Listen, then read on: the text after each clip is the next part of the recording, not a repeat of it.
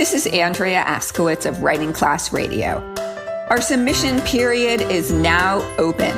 Send us your best personal story, 1,200 to 1,500 words on any topic. Please check our submission guidelines at writingclassradio.com. We pay.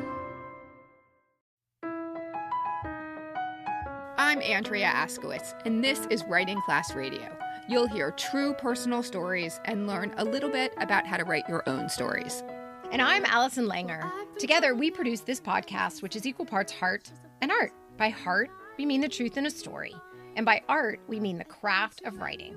No matter what's going on in our lives, writing class is where we tell the truth. It's where we work out our shit. There's no place in the world like writing class, and we want to bring you in. Today on our show, we're talking about writing a story while you're still living it. Often, we write stories after we've had some distance, which gives us perspective. This happened, and this is what I've learned. You know, as I just said that, it made me think, like, that is so what you're doing right now. It is, right? You mean when I'm writing about my mom in class? Yes. Like lately in class, you've been writing about your mom a lot. And It's very much something that you're going through right now without much perspective. True. It's harder to do because it's like I'm still living the situation. So just a little background. You've written about this on your Medium page, your 50 weeks, your essay challenge that you did, that you've just now completed. And your final story was about what you're going through now with your mom and her cancer. Well, whatever. I wrote 50 essays in 50 weeks. It's something. It's a huge thing. Some of them were about what I'm going through right now. And it is harder to do because I didn't have perspective. There was something about it that, well, one of the things that it forced me to do was be very immediate. And I think that's, Allison, what you liked about some of the stories. It's like, this is exactly what's going on right now. So they were raw and real. Yeah. So I felt like I was there with you. Like, I didn't feel like you had time to go, oh, maybe people don't care about this. Or maybe I shouldn't be writing about this. It was just, you told the story and I felt like I was there. And I did make meaning out of each story. But I do think that probably with more time and more perspective, I think the stories may be better. I don't know. I love the details that you get that we remember. We as writers and storytellers remember more in the moment. So I know that they say, oh, if you're not remembering it and it's been 10 years and then those details don't matter. And I actually agree with that. I don't because I have a bad memory. And if I'm writing about something now, I'm going to be able to tell you a conversation. Like when I'm writing about my son and things that I'm going through with him and his like ADHD and all that kind of nonsense or whatever, I can tell you exactly what happened. I can give you a real life or a detail I will for sure forget. But I bet you, and students ask this all the time, but I bet you that if you started writing a story that happened 10 years ago, 20 years ago, and you started writing it, the act of writing it helps you remember the details that you need. That always happens. I know you say that a lot, and it's true for the most part. And maybe it's true. It's only the details that you need. But what I love about what you're telling now is the details that I don't need feel like a more intimate conversation. The details that you don't need. Thanks. All of my stories are on writingclassradio.com on our blog. Thank you for the plug. Yeah. So there's two ways to think about writing a story. And one is to think about it in the past, to bring meaning to something that happened in the past. But what we're doing today on this episode is we're bringing you a story from a narrator who is living the story she's telling. Andrea met Camile Flaziarajo at Lip Service, which is a night of true stories. Andrea started this storytelling show, Lip Service, in 2006 and produced it for 9 years. And it's still going strong under the leadership of the Miami Book Fair. 3 of our students performed in their latest show. I saw Camile read a version of the story we bring you today. I was so taken by it and by her. She came out on stage and brought us into her world. But wait, she told us specific details about what it was like to be in a wheelchair, to be paralyzed from the waist down. And I never heard those details before. And she just told them with precision. The entire audience was rapt. Her story and this episode is about how to write a story while you're still living it. Yeah. Okay. Good. Back after the break. Hey, writers. For the last 45 years, I've been going to tennis clinics to practice forehand, backhand serves. What does this have to do with writing? Well, practice, I've learned in the last 45 years, is what it takes to get good at anything. And that's why Writing Class Radio hosts a tips clinic, a writing tips clinic. We do this every second Saturday so that we can all practice going to scene, writing like we speak, omitting needless words, everything that it takes to become great, or at least better at writing. So join us every second Saturday from 12 noon to 1 Eastern Time on Zoom. To join, go to writingclassradio.com and click the link for the tips clinic. It's $10, and believe me, it's a lot cheaper than a tennis clinic. See you there. Hey, this is Allison, host of Writing Class Radio. I know there are many of you out there who don't have access to a writing group or someone to look over your essay or manuscript. If that's the case, I can help. I'm available to help you whip your essay into shape. I'll read through your draft, offer suggestions, line edits, and I'll spend time with you brainstorming for the best possible ending. But be prepared to answer the question, what is this story about? Because if you don't know, nobody knows. You know, sometimes it takes more than a bath or a long walk to figure this out. It takes a brutal editor who will tell you what works, what needs more explaining, and what needs to go. For more information, visit writingclassradio.com. Then email Allison at writingclassradio.com. Use the code WCR and your first 15 minutes is free. We're back. You're listening to Writing Class Radio. This is Andrea. Up next is a story by Camile Arajo.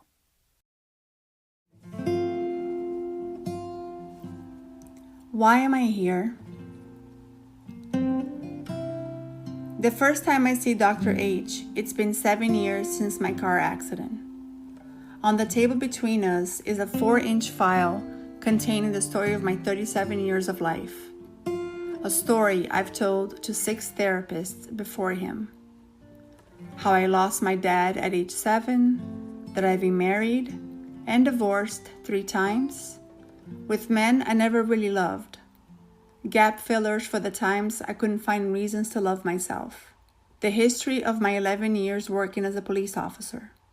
Details of the accident are in there too. I doubt he's read through all my shit. Maybe he skimmed through the parts regarding the crash, and I wonder if he's disappointed by how pathetic the story is for a cop.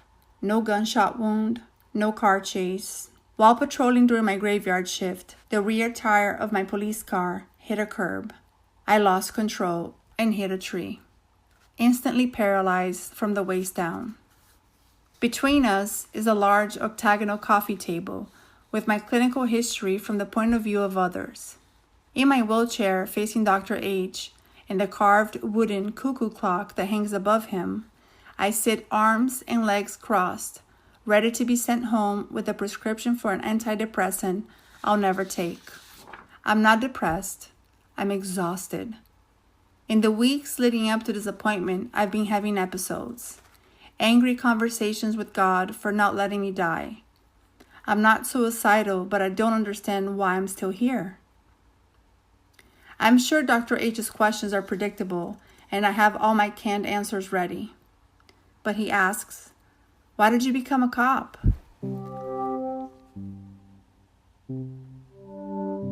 This is not a question I've prepared for, and I'm not telling this stranger the truth, that I wanted to work for the FBI, but I couldn't afford law school.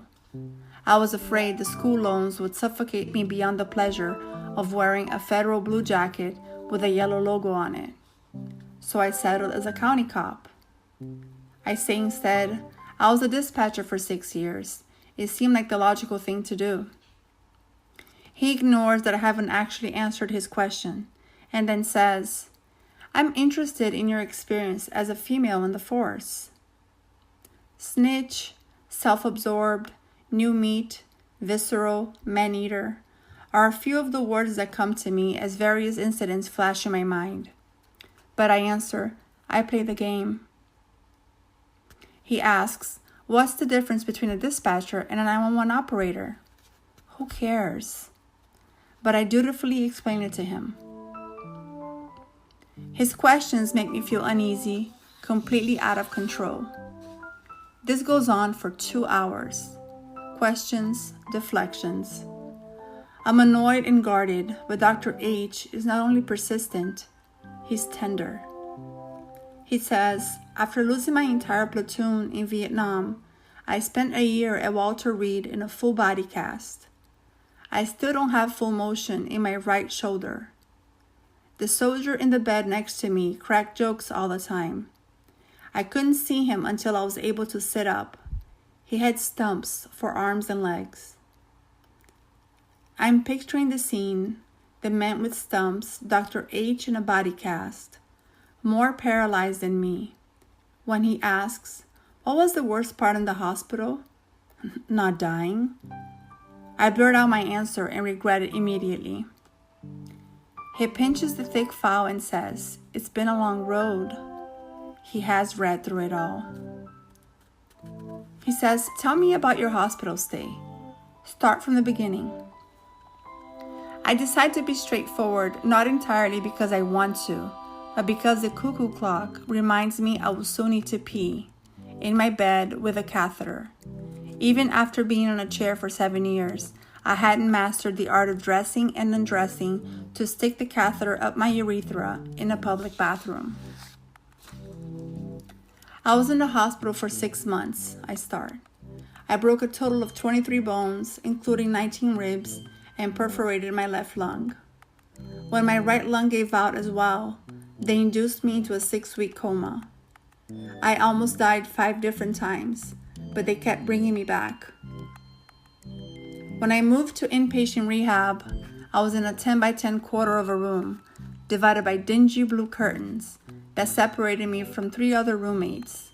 None of them were fighting to survive with each breath they took. I immediately resented them for that. The night I got there, a very pregnant nurse introduced herself to me, my mom, and my boyfriend. We'd been dating for 2 months. Just hours before the accident, we had decided to become exclusive. Before closing my privacy curtain on his face, the nurse said to him, "You need to leave now. I'm going to do her bowel movement." The nurse flipped me onto my left side and then showed my mom the process of fecal evacuation. Step 1. Glove up your dominant hand. Step 2. Apply lube to gloved index finger. Step 3. Insert index finger in her anus all the way to her rectum. Step 4. Circulate the finger counterclockwise to stimulate the sympathetic nerves. Step 5. Wait for the feces to come out onto your hand. Step 6. Remove hand. Step 7. Dispose glove. Step 8. Reglove. Step 9. Repeat. When they served dinner, I could hear my roommates gripe about eating while enduring the smell of my shit, also fresh out of the oven. Dr. H smiles. He leans back in his chair. I'm not used to therapists getting my humor. I keep talking. My first shower was even worse. I had been lying down for months. Sitting up was a shock. I couldn't maintain stable blood pressure. I kept fainting and panicking. I'd get water in my tracheotomy tube and drown.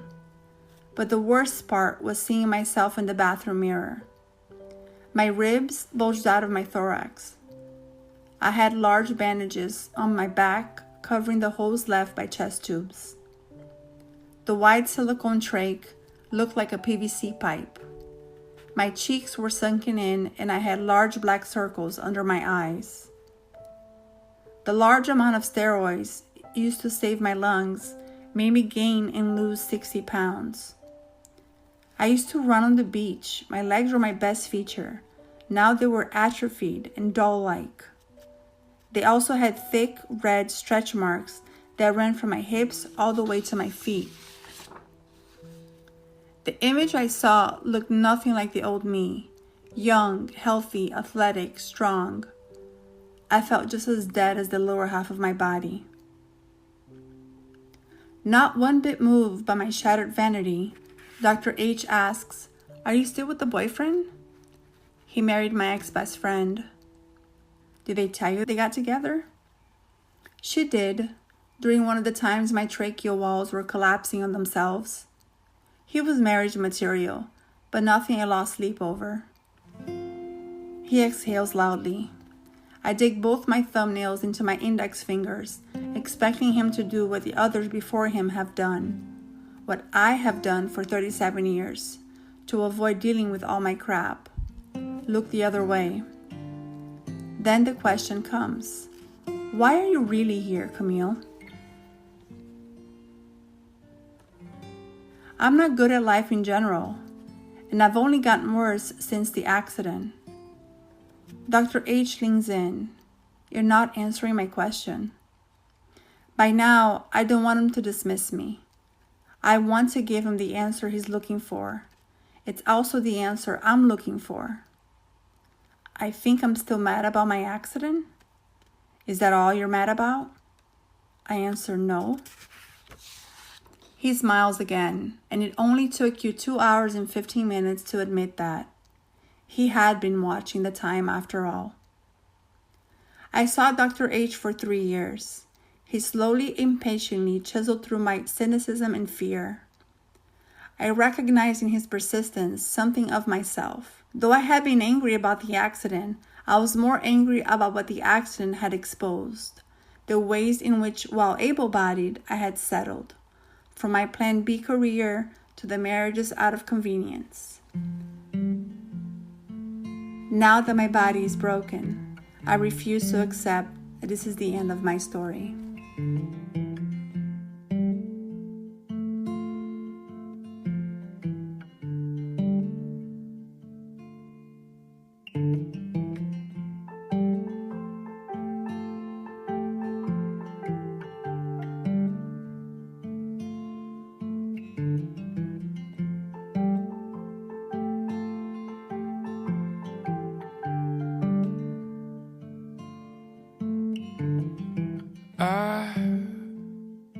I have wasted years with worry and with the fear that my life is going nowhere.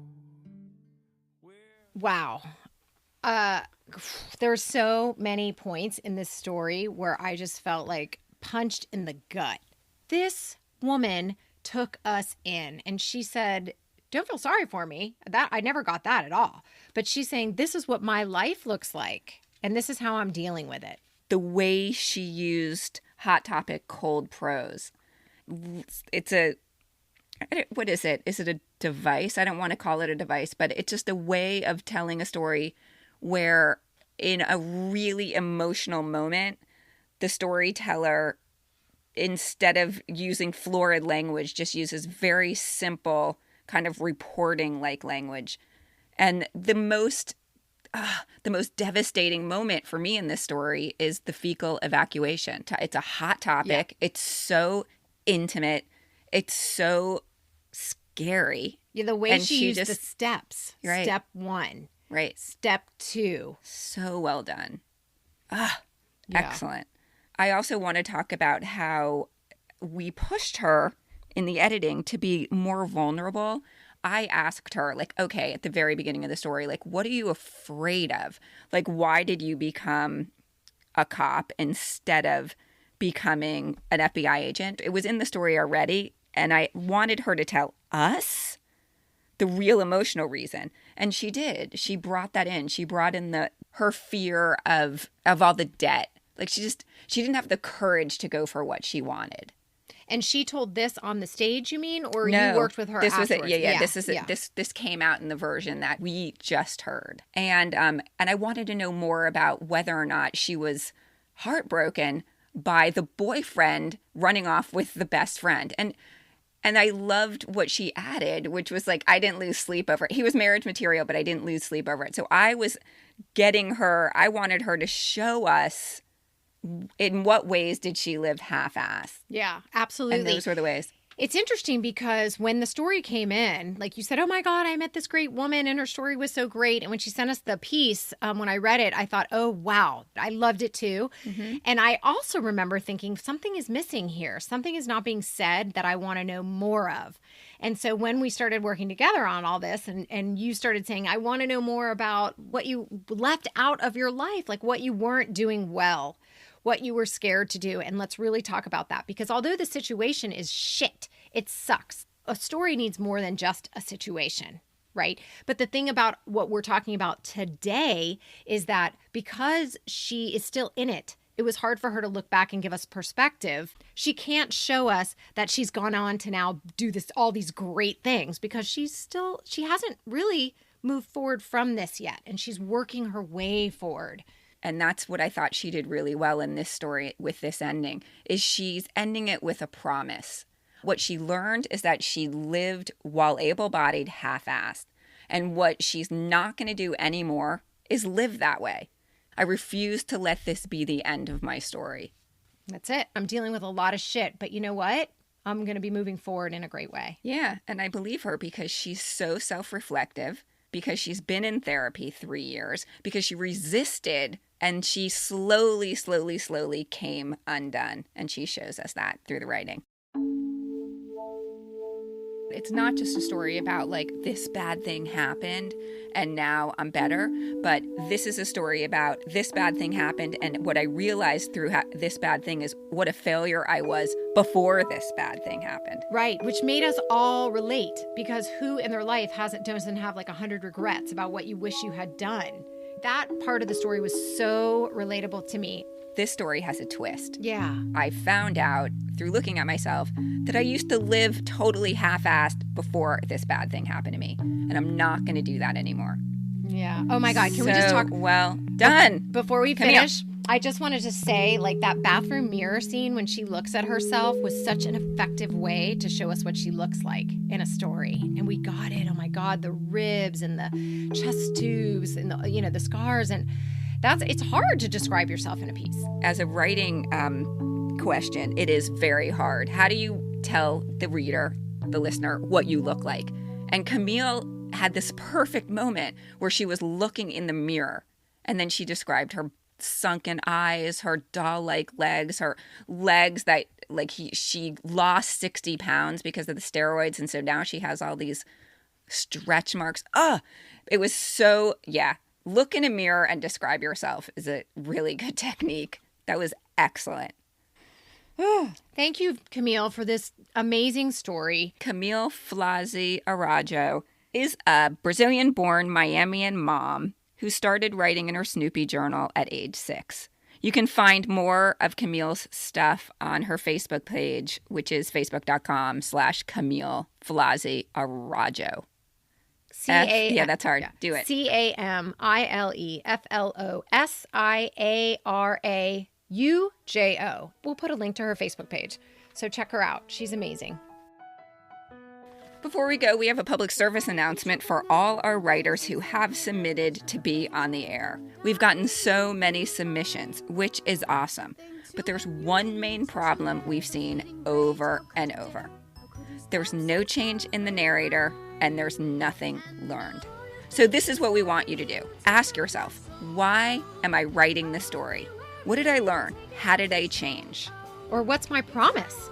Yeah. That's true. We have writing classes, okay? We have video classes.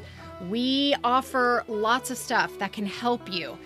Actually, I will just say this, that Allison offers writing instruction for hire. So if you want an editor, you can hire Allison. All of this information is at writingclassradio.com or email info@writingclassradio.com.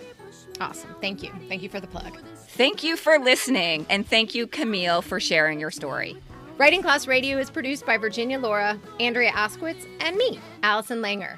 Theme music by Justina Chandler. Additional music by Kevin Miles Wilson and Poddington Bear. Writing Class Radio is sponsored by the Launchpad at the University of Miami.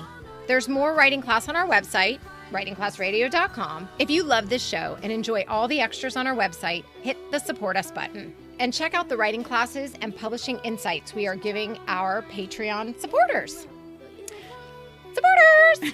Anyway, we do get on Patreon. We want to include you in our classes. So we're going to start giving away some free shit. A new episode will drop every other Wednesday, so look for us. There's no better way to understand ourselves and each other than by writing and sharing our stories. Everyone has a story. What's yours? Do you get off when you demean me? Oh, you're so creepy. You're so creepy. Gripping the steering wheel in my car after an intense workout, I screamed harder and louder than I have ever screamed before. Tears trickled down my face as a passerby jumped at the sight and sound emanating from my car. This is just one example of the immense grief I felt after my husband died by suicide, instantly leaving me a single mom. My name is Alexandra Wyman, and I am the host of Forward to Joy, where I share the tools and supports that have helped me work through my grief. Check out Forward to Joy if you're looking for more tips to help you work through your grief and find those moments of joy. Forward to Joy with Alexandra Wyman. Listen now on Apple Podcasts, Spotify, and at forwardtojoy.com.